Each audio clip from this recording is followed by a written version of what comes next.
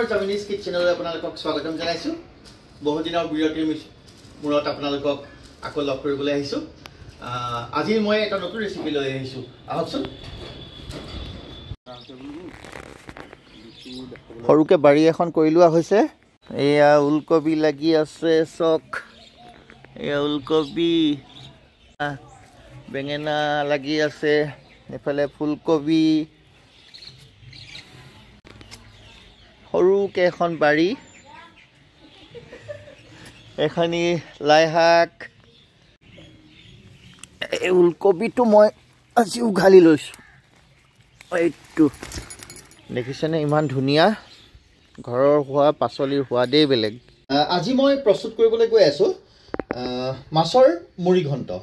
মই মুড়ি ঘণ্ট প্ৰস্তুত কৰিবৰ কাৰণে মই বজাৰৰ পৰা এটা বাহু মাছৰ মাথা, মই ৰৌ মাছৰ বিচাৰিছিলোঁ কিন্তু ৰৌ মাছটো নাপালোঁ ভাল, গতিকে মই ডাঙৰ বাহু 1 কেজি মাথা এটা পালোঁ, মই সেইটোকে লৈ গুচি আহিলোঁ।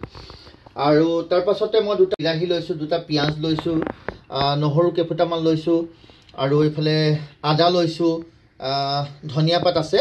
আৰু মুড়ি ঘণ্টৰ মেইন বস্তুটোৱে হৈছে এই মগু দালি। এই মগু দালি মই এতিয়া সদ্যহতে প্ৰথমতে অকণমান সময়ৰ কাৰণে পানীত তিয়াই থ'ম। পিঁয়াজখিনি চপ কৰি ল'লোঁ, আদা নহৰু আৰু কেঁচা জলকীয়া চপ কৰি ল'লোঁ, বিলাহীকেইটা কাটি ল'লোঁ, গোটেইখিনি উলিয়াই, ওলকবিটো কাটি ল'লোঁ, আৰু এয়া আলু কাটি ল'লোঁ। মই অকণমান এই কুকাৰটোত মিঠাতেল এড কৰিম। এতিয়া মই এই তিয়াই থোৱা মগু দাইলখিনি কুকাৰটোত তেলখিনিত দি ল'ম।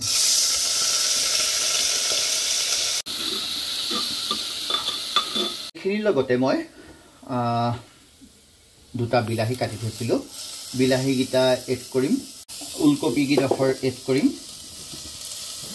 আৰু আলুকেইডোখৰ ইয়াৰ লগতে এড কৰি দিম। এতিয়া মই ইয়াত অকণমান নিমখ এড কৰিছোঁ। এই দাইলখিনিৰ লগতে ওলকবি, আলু আৰু বিলাহী এড কৰিলোঁ, আৰু এইখিনি মই অকণমান সময় ভাজি ল'ম, যেতিয়ালৈকে মইশ্চাৰটো শেষ নহয়, মানে আপোনাৰ পানীটো, মগু দাইলত থকা পানীটো শেষ নহয়, ড্ৰাই হৈ নাযায়, তেতিয়ালৈকে মই অলপ ফ্ৰাই কৰি ৰাখিম। এতিয়া অলপ পানী মই এড কৰিম। এতিয়া মই এইখিনি ভালধৰণে 2টা হুইচেল নমৰা পৰ্যন্ত ইয়াক বন্ধ কৰি ৰাখিম।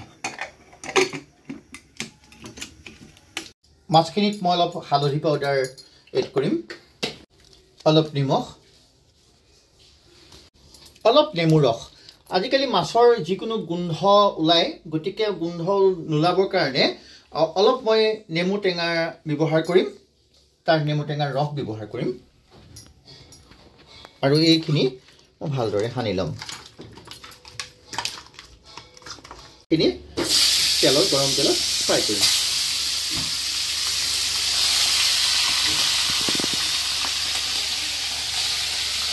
ঢাকনেৰে মাছখিনি ফ্ৰাই হৈ নোযোৱা পৰ্যন্ত ঢাকনেৰে। এতিয়া আমি মাছখিনি এবাৰ ইলুটি কৰি দিম। ধুনীয়াকৈ ফ্ৰাই হ'বলৈ দিব লাগিব।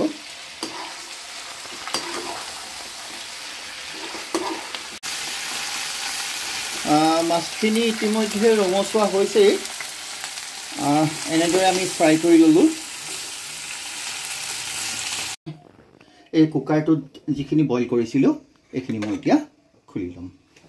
এইখিনি দেখিছেনে, সুন্দৰভাৱে সিজি গৈছে।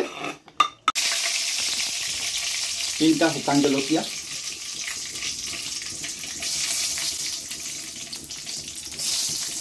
এই চপ কৰি থোৱা পিঁয়াজখিনি মই ইয়াত এড কৰিম,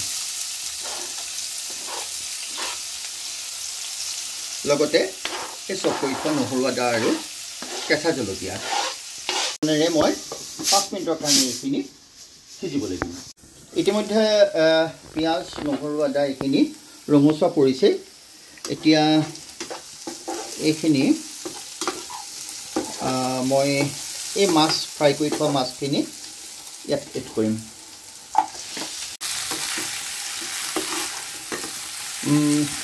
এইখিনি অকণমান সময় মই 5 মিনিট আকৌ ফ্ৰাই কৰিম, আৰু পুনৰ মই এখন ঢাকনেৰে আকৌ এইখিনি ঢাক মাৰি দিম। চামুচ ধনিয়া পাউডাৰ, আধা চামুচ জিৰা পাউডাৰ, 1 চামুচ ৰেড চিলি পাউডাৰ, 1 চামুচ জালুকৰ গুড়ি। কেঁচা মটৰ অলপ মই লৈ লৈছোঁ আৰু এই কেঁচা মটৰখিনিও মই ইয়াত এড কৰিম।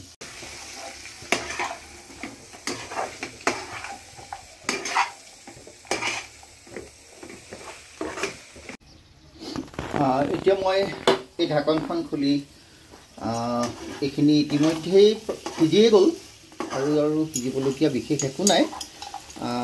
এতিয়া মই এই যে বইল কৰি থৈছিলোঁ মগু দাইল, আলু আৰু ওলকবি, বিলাহী এইখিনি মই ইয়াত এড কৰিম। ইয়াত মই অলপ পুনৰ নিমখ এড কৰিম, কম পৰিমাণৰ, কাৰণ মই ইতিমধ্যে অলপ নিমখ মাছতো দিছোঁ, আপোনালোকে মন কৰিছে, গতিকে মই অকণমান নিমখ আৰু এড কৰি দিম। আমি কম জুইত, কম চিমত দি 10 মিনিটৰ কাৰণে এনেকৈ ঢাক মাৰি ৰাখিম।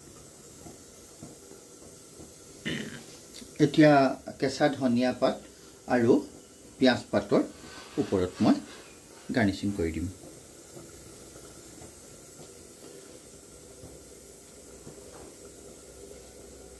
আজিৰ ডিছটো অতি শুৱনি কৰিবৰ কাৰণে অলপমান মই মহানিম ৰ'ষ্ট কৰিম। আপোনালোকে জানেই ল'ৰা ছোৱালী কোনেওতো মহানিম নাখায়, কিন্তু পেটৰ কাৰণে যে কিমান ভাল। সপ্তাহটোৰ ভিতৰত তিতা, টেঙা, জ্বলা, পোৰা আটাইকেইটা বস্তু খাব লাগে। গতিকে ল'ৰা ছোৱালী আজিকালিতো আপোনাৰ নেখায়, মহানিমৰ পাত বুলিলে হাত জাপ মাৰে। গতিকে আমি তাহাঁতক খুৱাবৰ কাৰণে যত্ন কৰোঁ। এটা ভাল ৰেচিপিৰ লগত যদি আপুনি এই মহানিমৰ পাতখিনিও তেওঁলোকক ৰ'ষ্ট কৰি পেলাই মৰমৰীয়াকৈ ৰ'ষ্ট কৰি দিয়ে, তেতিয়া নিশ্চয় তাহাঁতি খাবলৈ চেষ্টা কৰিব। আজি এখন মই মিনিট থালিয়ে প্ৰস্তুত কৰি উলিয়ালোঁ। মুড়িঘণ্ট হ'ল, দাইলো বনালোঁ, পাপৰ এখন সেকি দিলোঁ। এইফালে আপোনালোকক কৈছিলোঁ নহয়, ৰ'ষ্ট কৰি পেলাই মই যিটো তিতা পাত, আপোনালোকে তিতা পাতটো ল'ৰা ছোৱালী নাখায় জানেই, মই তিতা পাতো দিছোঁ। এটা জলকীয়া আৰু এডোখৰ নেমুৰ লগত মই এই থালিখন প্ৰস্তুত কৰি উলিয়ালোঁ। আপোনালোকে কেনে পায় জনাবচোন। এনেদৰে আপোনালোকেও খাব আৰু আপোনালোকেও ট্ৰাই কৰিব। আৰু মোৰ চেনেলটোক আপোনালোকে লাইক, কমেণ্ট আৰু ছাবস্ক্ৰাইব কৰিব বুলি মোৰ তৰফৰ পৰা অনুৰোধ জনালোঁ। ধন্যবাদ।